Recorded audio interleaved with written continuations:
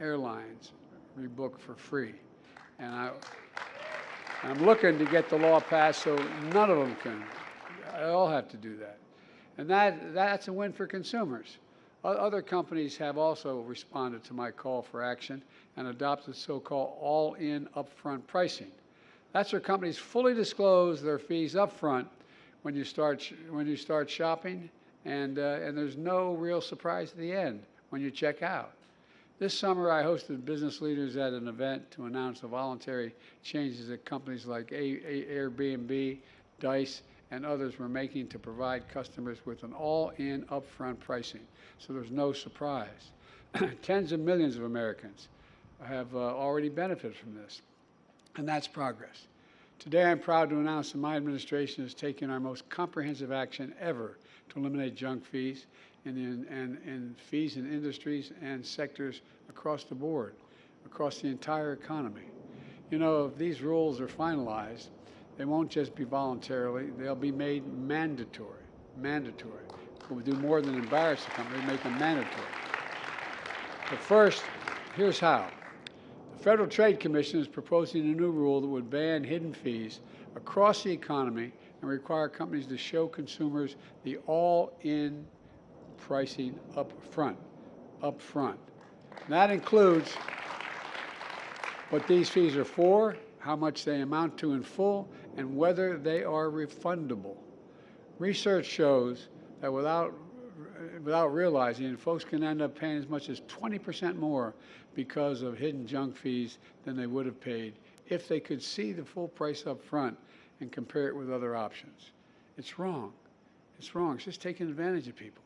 And it makes it harder for honest businesses who are trying to do the right thing to compete with dishonest companies who trick customers into thinking their prices are lower when they in fact are not.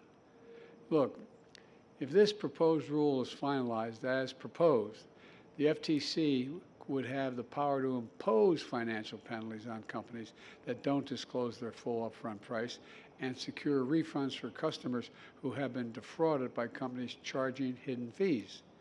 Second, the Consumer Financial Protection Bureau is banning bank fees and credit unions for charging fees for basic service like checking your account balance, retrieving old bank records, or looking up your balance on a loan. You know, some banks charge as much as $30 for these services every time you call. It's outrageous. It's really outrageous. And today they're making clear that these fees are now illegal. Look, we're not stopping there. There are tens of billions of dollars in other junk fees across the economy, and I've directed my administration to crack down on them as well. For example, later this month, the CFPB will propose another new rule that would require banks to make it easier for customers to switch banks, something banks have made really difficult for folks to do. This new rule would increase competition and deter junk fees. All of these actions are going to make a real difference in people's lives. We're already seeing how. Today, for example, the Consumer Financial Protection Bureau released a report showing that since I took office, nearly 2/3 of the largest banks have eliminated bounce check fees entirely. That was a lot of money. And by the way, they calculate these bounce check fees for consumers have declined by nearly $2 billion. This isn't chump change. It's a lot of money, by $2 billion. And that's close to a 90% reduction. In addition, we've secured $140 million in refunds for consumers who are charged illegal junk fees by these banks. And look, and we're also sending new guidance to every federal agency on how they can promote real competition in their work. You know, and as we take these actions, I continue to call on Congress to pass what my friends in the front row here mostly support, the Junk Fee Prevention Act. Hard to say. Anyway, but all kidding aside, I'm asking Congress to take the action so this makes it a matter of law. Today's actions are part of my broader economic vision, to move from trickle-down economics to what everyone in the Wall Street Journal and Financial Times began to call Bidenomics. I don't think they meant it as a compliment at first. It's about growing the economy from the middle out and the bottom up, not the top down. Last week's jobs report shows Bidenomics is working. We added 336,000 jobs last month. We created more than 13,900,000 new jobs since I've taken office. That's more than any president ever has in all of history.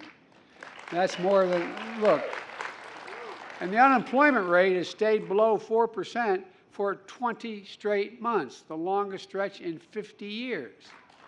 So look, and inflation continues to fall, down nearly 60% from last summer, and now we have the lowest inflation of any major economy in the world, and we're going to make it lower.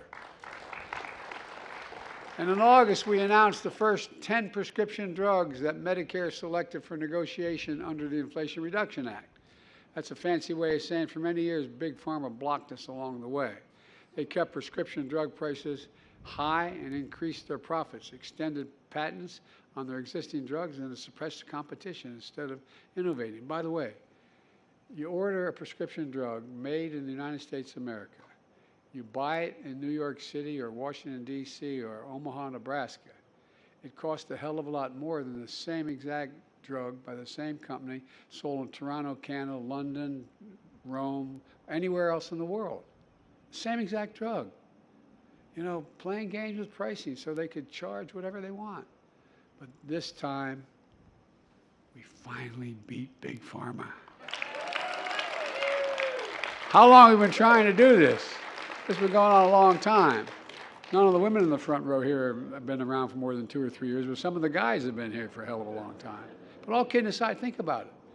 We've been fighting this fight for a long, long time, long before I was president or vice president. We passed the Inflation Reduction Act with no help from any of our Republican friends. Every single one voted against it, but maybe they will see the light. And among many important things it does, it finally gives Medicare the ability to negotiate lower prescription drug prices like they can do with Veterans Affairs, like they do now. That's not all, and by the way, that not only saves the consumer, it reduces the federal budget. Because guess what? We don't have to pay that money out, taxpayers' money, to reward these companies for overcharging. And something everybody forgets, it's well over $1 billion. Anyway, I won't get into how much it saved, but I've kept you sitting too long. But seniors on Medicare are now paying as much as $400 a month for insulin. Well, now they're just going to pay $35 a month. And I might know, it costs these companies $10 to make the insulin, 10. To package it, you might be able to get it to $12.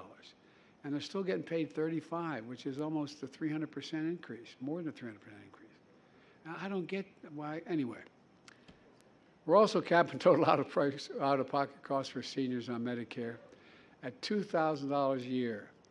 Even for expensive cancer drugs that cost $10,000, $12,000, $14,000 a year, no matter what your prescription drug costs are, beginning next year, no matter how much they are, no seniors are going to have to pay more than $2,000. $2,000. And it matters. Look, let me close with this. When I ran for president, I promised we would not continue the trickle-down economics of the past. Because here's the simple truth. Trickle-down economics represented the moment we walked away from how this country's middle class was built, in my view. Not a lot trickled down on my dad's kitchen table, I don't recall. Bidenomics is another way of saying restoring the American dream. Trickle down limited the dream to those at the top. But I believe that every American willing to do hard work should be able to achieve it no matter where they live in every part of the country. That's the American dream. That's Bidenomics. And that's why I can honestly say I've never been more optimistic about America's future. We just have to remember who we are. We're the United States of America, for God's sake. There's nothing, and I mean it sincerely, there's nothing beyond our capacity when we work together. So God bless you all. Thank you for the strong support, and may God protect our troops. Thank you, thank you, thank you.